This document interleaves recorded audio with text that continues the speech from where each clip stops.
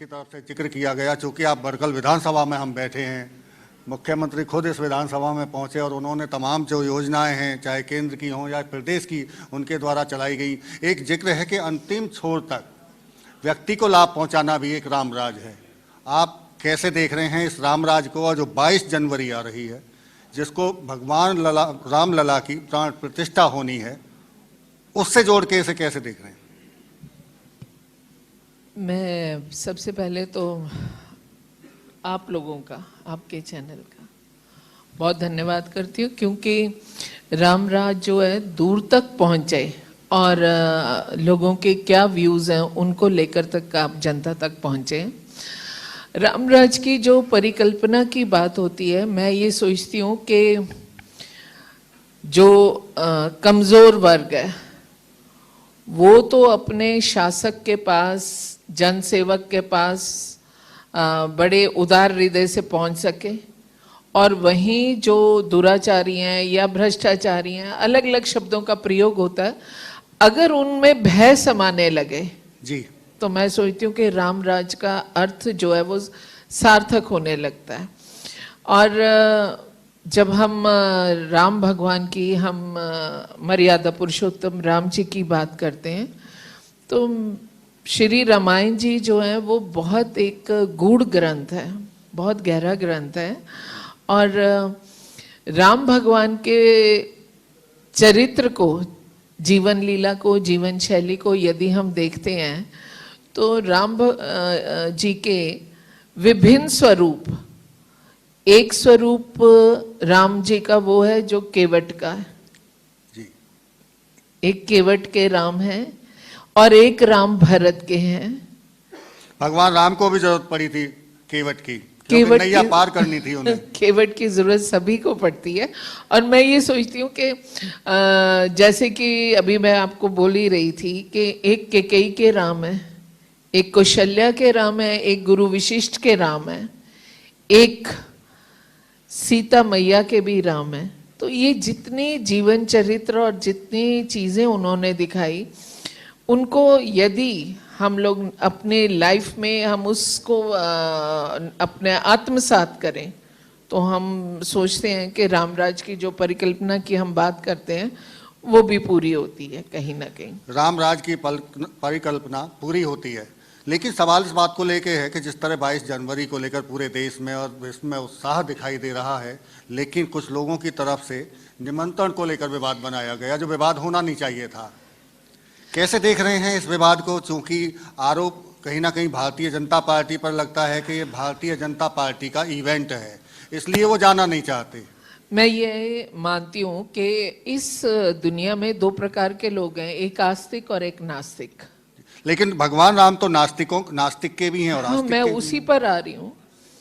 आस्तिक और नास्तिक दो प्रकार के लोग हैं। और वहीं दूसरी तरफ भारत की जो संस्कार संस्कृति रहा है, तो हम अपने बड़ों से हमेशा सुनते आए हैं, हम नानी दादी से सुना, बहुत सारे धार्मिक मंचों से ये बात सुनी कि ईश्वर की मर्जी के बिना पत्ता नहीं हिल सकता जी। तो मैं खुद कौन हूं जाने वाला, हो सकता उसकी रजा नहीं है उनको बुलाने में। बिल्कुल उनकी रजा नहीं है उनको बुलाने में। लेकिन प्रदेश की बात कर लेते हैं, आपकी विधानसभा की बात कर लेते हैं। कैसे देख रहे हैं हरियाणा में रामराज? कहाँ कमी है जिसे पूरा करना जरूरी है? क्योंकि जब भगवान के रामराज की परिकल्पना की जाती है तो उसमें हर वर्ग सुखी था। लगता है आपको कि हम उस तरफ बढ़ रहे हैं?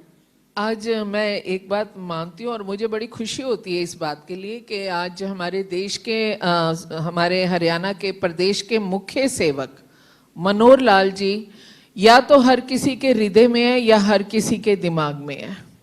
जब आपकी उस उपस्थिति हृदय में और दिमाग में रहने लगे तो इसका मतलब है कि आप कामयाब हैं। आज विपक्ष जो है वो सबसे ज्यादा छीटाकशी करता है, वो हमेशा बोलता है जी पोर्टल की सरकार है, डब्बे में बंद कर दी। एक पक्ष ये है इस सरकार का, और दूसरा पक्ष ये है कि आज एक व्यक्ति जो रिक्शा चलाता है या जो ठेले में सब्जी बेचता है, उसके जेब में जो 2000 रुपए का भी मोबाइल पड़ा है, उस मोबाइल के अंदर पूरी सरकार बंद और उसकी वो बंद जो जेब है उसके अंदर वो मोबाइल पड़ा है। तो एक अभावग्रस्त तक सरकार की हर नीति पहुंचना, और बहुत सारी चीजें ऐसी आदरणीय मनोहर लाल जी ने करी कि जो 70 साल से हम लोग तरस गए थे। मैं ये बात इसलिए बोलती हूँ कि चाहे हमारा हरियाणा बना 66 में, 1 नवंबर 66 को, आप ये देख लीजिए कि तब से लेकर लोग लीज फ्री दुकानों की मांग करते रहे, वो हमें मनोहर राज में मिली। मैं कहती हूँ कि पॉन्ड रिवाइवल पॉलिसी पहले हरियाणा लेकर आया, मनोहर जी की देन है। मैं ये बात जोड़ती हूँ इसके साथ में कि 1,80,000 तक, जो बाकी प्रदेशों में 1,20,000 है, यदि प्रदेश के मुखिया इसे 1,80,000 तक गरीबी रेखा को लेकर के जाते हैं, तो मेरा सवाल फिर ये बनता है विपक्ष को कि कोई नोट छापने की मशीन तो हरियाणा ने लगाई नहीं, तो ये जो पैसा आदरणीय मनोहर लाल जी जनता की सेवा में दे रहे हैं, तो ये पैसा कहाँ से बचकर आ रहा है? वो करप्शन का पैसा जो पहले कहीं और जाता था, आज वो घूम करके वापस जनता के बीच आ रहा है। एक अहम बात जो मैं ये सोचती हूँ कि बहुत प्रसिद्ध हुई है सरकार मनोहर लाल जी की देश भर में, ना खर्ची ना पर्ची, तो ये चीज जो है युवा को भी सीधा जोड़ती है। अच्छा सीमा जी, एक सवाल, चूंकि मैं दोबारा उसी पे आता हूं कि जनता जनार्दन होती है और राजनीतिक तौर पर जनता भगवान भी होती है। जिक्र केवट का किया कि कभी कभी भगवान का भक्तों से काम पड़े, जाना था गंगा पार प्रभु केवट की नाव चढ़े। एक नाव केवट खेवनहार आप भी हैं, जनता इंतजार आपकी कर रही है बड़कल झील को लेकर, उसमें नाव कब तैरेंगी? मुझे लगता है कि ये प्रश्न सबसे पहले आप ही ने मेरे से पूछा था, तब इंडी न्यूज का एक कार्यक्रम था, लखन सिंगला जी साथ बैठे थे, और मुझे बड़ी खुशी हो रही है ये बताने में कि अभी माननीय मुख्यमंत्री जी फरीदाबाद में ही थे, तो मैं उनकी जानकारी में ये चीज लेकर आई कि हमारे वहां पर 2 घाट भी बनकर के तैयार हो चुके हैं और पानी भी आ चुका है, और पानी लगातार आ रहा है एसटीपी के माध्यम से। किसी किसी जगह 2.5 से 3 मीटर का पानी पहुंच चुका है, और बहुत जल्द जो है प्रयासरत हैं कि उसमें नाव चलेगी। नहीं, प्रयासरत तो हैं, चूंकि आपने जिक्र पहले भी किया, बाकायदा प्रेस कॉन्फ्रेंस बुलाई आपने, कहा 17 सितंबर को, हाँ 17 सितंबर को शुरुआत कर देंगे, हमने बोला था। लेकिन अगर बोटिंग करना चाहें तो आज भी हम बोटिंग कर सकते हैं, पानी इतना आ चुका है। लेकिन सबसे अहम बात यह है कि ये वाला साल जो 2023 हमारा निकला, उसमें बारिश जो है ज़रूरत से ज़्यादा रही है, और जितना सिविल वर्क है वो उससे इफेक्टेड होता है, तो काम की रफ्तार थोड़ी धीरी हुई है, अब वो रफ्तार तेज हो चुकी है। रफ्तार तेज हो चुकी है राम राज को लेकर, चूंकि अभी जरूरतें आम आदमी की पूरी नहीं हुई हैं। कोशिश लगातार जरूर सरकार भी कर रही है, आप भी कर रहे हैं। क्या लगता है आपको कि अभी किन किन जगह पर काम करने की सरकारों को जरूरत है या आपको जरूरत है?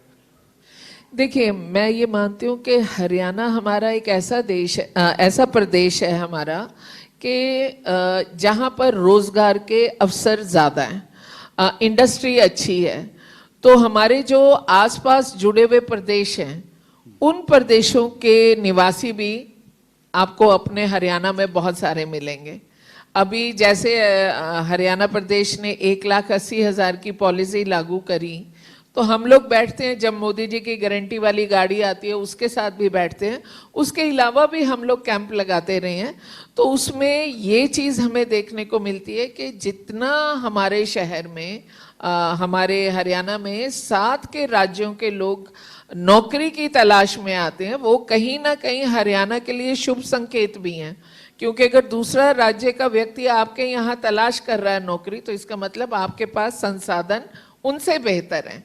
तो मैं ये बात मानती हूँ कि हमने एक ही काम किया है, जो मनोहर लाल जी आदरणीय ने कहा, हरियाणा एक और हरियाणवी एक। जो हरियाणा में आ गया उसको हम सुविधा देने का प्रयास भी कर रहे हैं, और जो और लोग आ रहे हैं उन तक भी पहुंचाने का काम कर रहे हैं। चूंकि कामगारों की नगरी है और आपका प्रयास है कि जो बाहर से दूसरे प्रदेशों से यहाँ काम के लिए आ रहे हैं, प्रवासी हैं, वो भी हरियाणा एक हरियाणवी एक के तहत ही आ रहे हैं। एक आपके बराबर में विधानसभा है NIT, जी नीरज शर्मा कांग्रेस से विधायक हैं, जी वो 28 करोड़ रुपए मांग रहे हैं सरकार से, मुख्यमंत्री से। जी और जय सिया राम का अब उन्होंने चोला भी पहन लिया है कफन के रूप में। जी।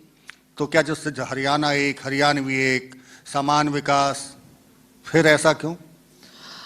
मैं ये समझती हूँ कि अगर वो अपनी भूमिका जनप्रतिनिधि के तौर पर निभाते तो वो बहुत काबिल हैं, मेरे छोटे भाई हैं, बहुत काबिल हैं और वो बहुत सारा और भी काम करवा पाते हैं।